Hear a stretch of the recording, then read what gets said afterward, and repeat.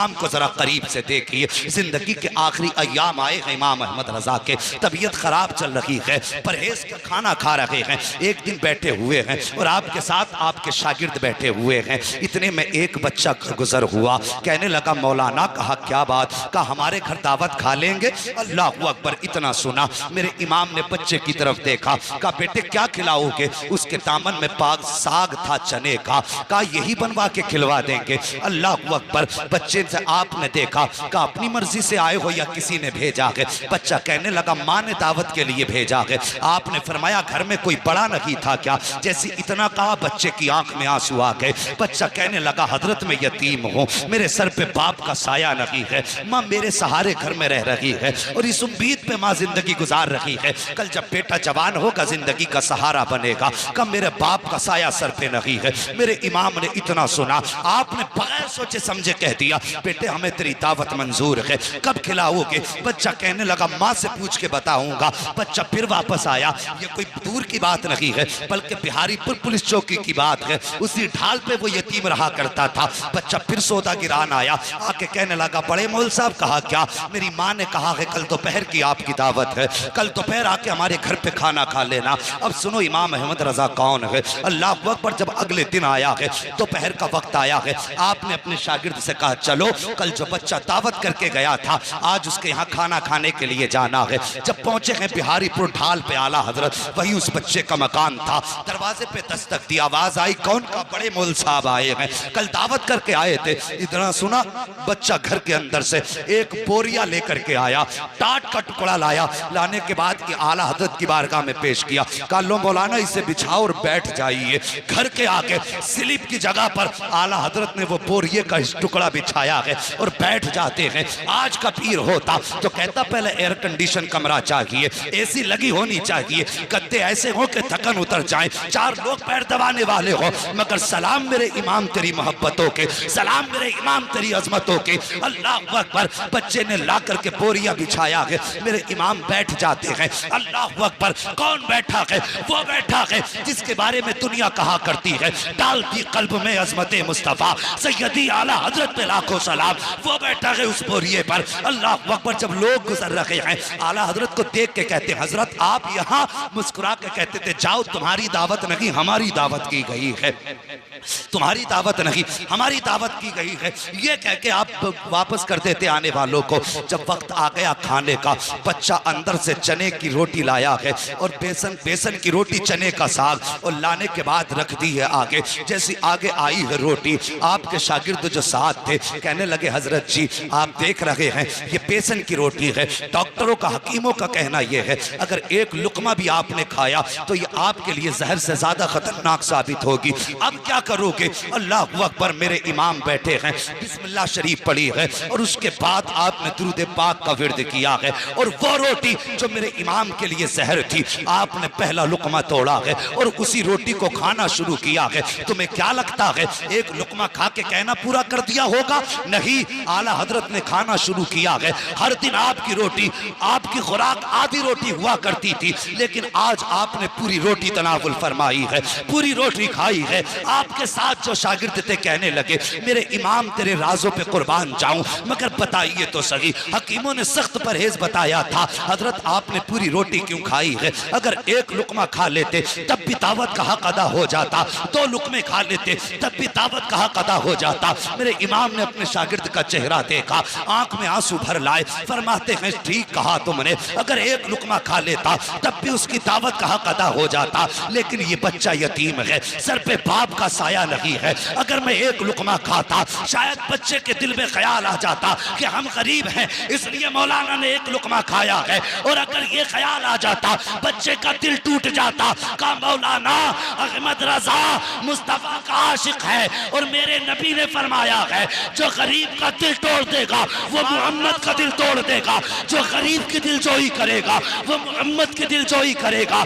आला हजरत फरमाते हैं मौल साहब तबीयत सही रहे या बिगड़ जाए कोई फर्क नहीं पड़ता, अहमद रजा ये चाहता है कोई रूठे क्या ना रूठे लेकिन मदीने वाला मुस्तफा अहमद रजा से ना रूठे। नारे तकबीर, नारे रिसालत, उलमाए अहले सुन्नत, मसलके आला हजरत मसलके आला हजरत हजरत अल्लामा मुफ्ती हम्माद साहब किबला, हजरत अल्लामा मुफ्ती हम्माद साहब किबला, नारे तकबीर, नारे रिसाल। अल्लाह अकबर। जहां गुफ्तार में सुन्नत थी वहां किरदार में भी सुन्नत थी। उन्होंने तबीयत की परवाह न की, मुस्तफ़ा की शरीयत की परवाह की। दावत देने यतीम आया था, इसलिए मेरे रज़ा ने अपनी जो खाना खाया उसकी दिलजोई के लिए परहेज की फिक्र न की। और खुदा की कसम ऐसी कितने वाक़यात मेरे इमाम की ज़िंदगी से मुंसलिक हैं। और लोगों, मैं कहता हूँ हम नसीब वाले हैं जो खुदा ने हमारे मुक़द्दर में अहमद रज़ा रखे हैं। हाँ, नसीबों से मिला करते हैं। खुदा की कसम, हम जो इश्क है ना सीने में, आज जो सब शायर कहते हैं, हर मोमिन कहता है नात खानी मौत भी हमसे छुड़ा सकती नहीं, कब्र में भी मुस्तफ़ा के गीत गाते जाएंगे। अगर ये इश्क का चराग जला है ना सीनों में तो सिर्फ बरेली की वजह से जला है। हाँ, बरेली की वजह से जला। मैं ज़्यादा बड़ी बात नहीं करता, अरबाब मिंबर की तवज्जो चाहिए। बहुत बड़ा चैलेंज करने लगा हूँ उन लोगों के लिए जो आला हजरत को मानने से इनकार करते हैं, जो उनके खिलाफ भौंका करते हैं। मैं कहता हूँ एक छोटी सी बात, सिर्फ आला हजरत की तसनीफी कारनामे को हटा दो। जो आपने 1000 से ज्यादा किताबें लिखी हैं उन्हें हटा दो, और हटाने के बाद मुझे बताओ अहले सुन्नत के पास बचता क्या है। बस आला हजरत की तसनीफात हटा दो और फिर मुझे बताओ आला हजरत के बाद हमारे पास है क्या। अगर कोई कहे ना बहार शरीयत है तो वो भी आला हजरत ही की है। हाँ, वो भी आला हजरत ही की है। अगर कानून शरीयत भी उठाओगे तो आला हजरत की है। बहुत बड़ी बात नहीं करता। अगर आला हजरत की किताबें और उनकी तसनीफात हटा दो तो एक माई का लाल ऐसा नहीं जो उनकी तहरीर छोड़ के वहाबियों से मुनाजरा कर सके। ये जो बकबक करते हैं ना आला हजरत के खिलाफ, वहाबी भी जब फतवा देते हैं ना तो फतावे रज़विया पढ़ के फतवा दिया करते हैं। इनके बापों ने ऐसी किताब ना लिखी जो दुनिया की जरूरतें पूरी हो जाती। अगर दुनिया की जरूरतें पूरी होती है ना तो आज भी खुदा का शुक्र है इमाम अहमद रजा की चौखट से पूरी हुआ करती है। तो हम मुकद्दर पे नाज ना करें, खुदा ने हमें इमाम अहमद रजा जैसी दौलत अता फरमाई। हाँ, जवानों आला हजरत से भी प्यार करो। और हम सिर्फ आला हजरत से इसलिए प्यार करते हैं कि आला हजरत ने हमारा हाथ पकड़ के मुस्तफ़ा के कदमों तक पहुंचाया है। हाँ, ये उनका एहसान है हम पर। बस अल्लाह करीम मेरे बोलने में अमदन साहबन लफ्ज़न जो लफ्ज़ें ख़ताएँ हुई हों, मौला करीम उन ख़ताओं को माफ़ फरमा दे। हाँ, और मैं बात कह दूँ, जब कोई गुनाह सरीही हो जाता है तो फिर उस गुनाह का इजहार करके तौबा लाजिम होती है। हाँ, अभी एक साहिब की ज़बान से जुमला निकल गया था कि हम अगर नेकी भी करते हैं तो अल्लाह की मर्ज़ी से और गुनाह भी करते हैं तो अल्लाह की मर्ज़ी से। हाँ, गुनाह भी करते हैं तो अल्लाह की मर्ज़ी से। ये जुमला गलत है, तौबा लाजिम है। इसलिए कि अगर हम नेकियां करते हैं तो अल्लाह की तौफीक से, और गुनाह अगर करते हैं तो अपने नफ्स की वजह से। हाँ, ये हमारे शामत नफ्स होती है, ये हमें उभारता है। सिर्फ नेकियों की तौफीक अल्लाह देता है और गुनाह अपने नफ्स की वजह से करते हैं। इसलिए तौबा लाजिम थी। बस सारे लोग इस गुनाह से भी तौबा कर लें, कलमा शरीफ भी पढ़ लें, सारे लोग पढ़ें ला इलाहा इल्लल्लाह मुहम्मद रसूलुल्लाह अस्तगफिरुल्लाह रब्बी।